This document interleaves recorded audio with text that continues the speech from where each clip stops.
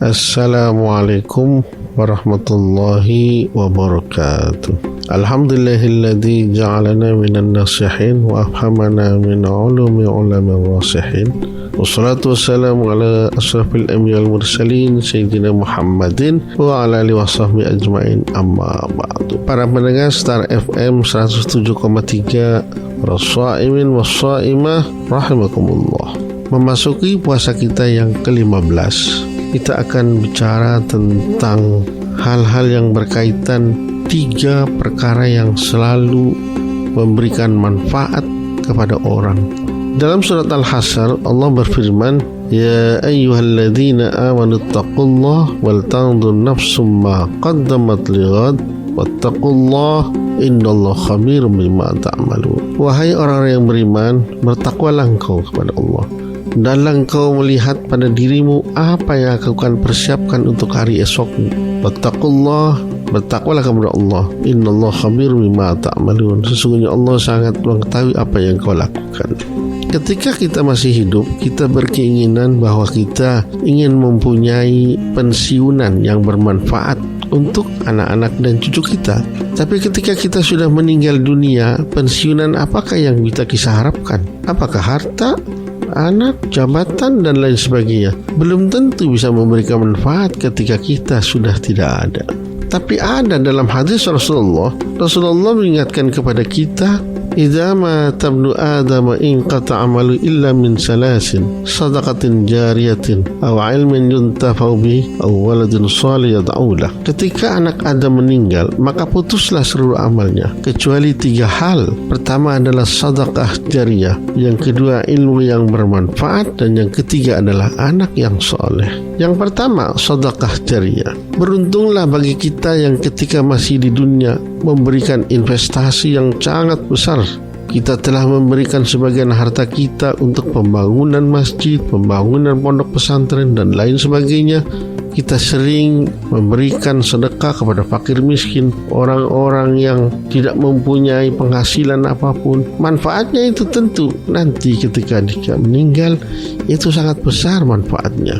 Contoh, ketika kita mewakafkan 1 hektar tanah atau memberikan harta kepada sebuah yayasan, kemudian yayasan itu dibangunlah sebuah masjid yang sangat megah. Di dalamnya diisi dengan berbagai kegiatan ibadah, sholat, membaca Quran, pengkajian ilmu-ilmu agama. Ketika didukung oleh beberapa jamaah termasuk santri, maka pahalanya akan terus mengalir kepada orang yang memberikan wakaf tersebut.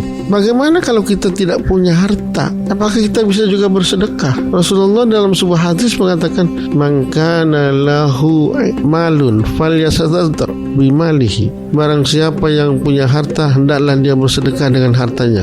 Wa man kana lahu ilmun falyatasaddaq bi'ilmihi. Dan barang siapa yang punya ilmu, hendaklah dia bersedekah dengan ilmunya. Wa man kana lahu quwwatun falyatasaddaq biquwwatihi. Dan barang siapa yang mempunyai kekuatan, hendaklah dia bersedekah dengan kekuatannya. Ketika membangun masjid, tentu panitia butuh 3 hal ini.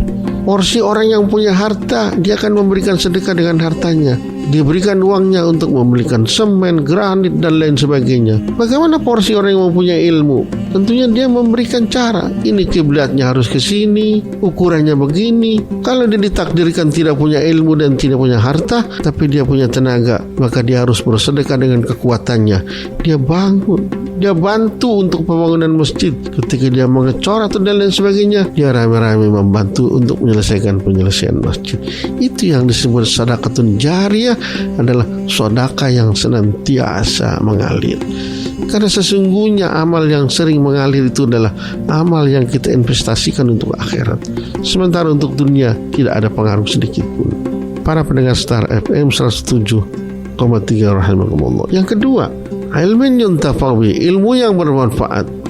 Beruntunglah bagi kita orang yang pernah menjadi seorang guru atau seorang ustadz, karena ilmu yang kita ajarkan kepada murid-murid kita itu akan senantiasa mengalir kepada kita.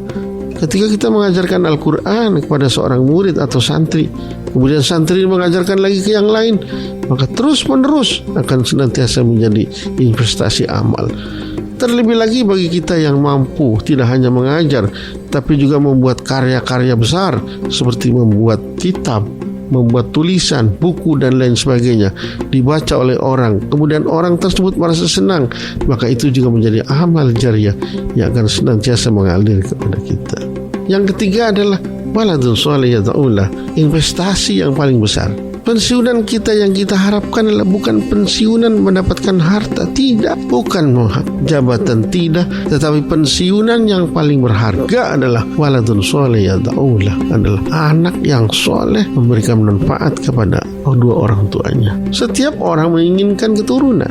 Ketika kita menjadi suami istri, maka yang kita harapkan satu bulan kita berharap mudah-mudahan kita mendapatkan keturunan. Tapi ketika kita mendapat keturunan, ada lagi kewajiban kita harus mendidik dan mengajarnya. Maka Rasulullah pernah mengingatkan kepada kita, man razaqallahu biwaladin fa'alaihi bita'limi wa adabihi. Barang siapa yang diberikan rezeki seorang anak, maka dia wajib mengajari dan mendidiknya. Tidak hanya mengajari, tapi mendidiknya. Kalau ngajar doang bisa, tapi terus diperhatikan adab dan lain sebagainya. Kenapa?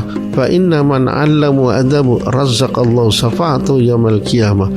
Barang siapa yang sukses mengajarkan anaknya, investasi yang paling besar, mengajar dan mendidiknya sehingga sanggup membaca Quran dengan baik, sholat tidak pernah ditinggalkan, razaqallahu syafa'ata yaumil qiyamah.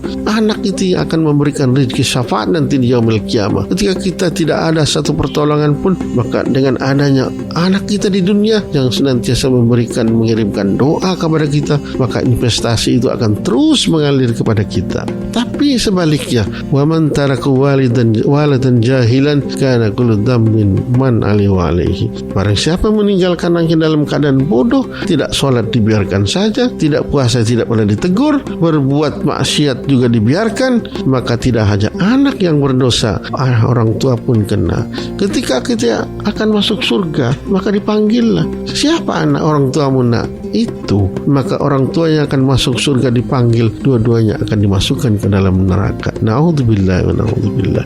Maka kita semua mumpung masih diberikan kesehatan, umur yang panjang, didiklah anak-anak kita dengan yang baik. Didiklah anak-anak kita menjadi anak yang soleh dan soleh. Ajari dia untuk sholat, ajari berusaha untuk melakukan puasa, meskipun hanya setengah hari atau satu hari, tapi dengan pendidikan yang baik, lama-lama dia akan terbiasa mengerjakan sholat, diajak ke masjid, berjamaah dan lain sebagainya. Inilah 3 amal yang senantiasa mengalir kepada kita. Mudah-mudahan kita di dunia dapat memberikan investasi, baik itu sedekahnya ataupun ilmu manfaat, termasuk anak-anak kita menjadi anak-anak yang soleh. Mudah-mudahan ada manfaatnya. Kurang lebih mohon maaf. Wallahu muwaffiq ila aqwamit thoriq. Wassalamualaikum warahmatullahi wabarakatuh.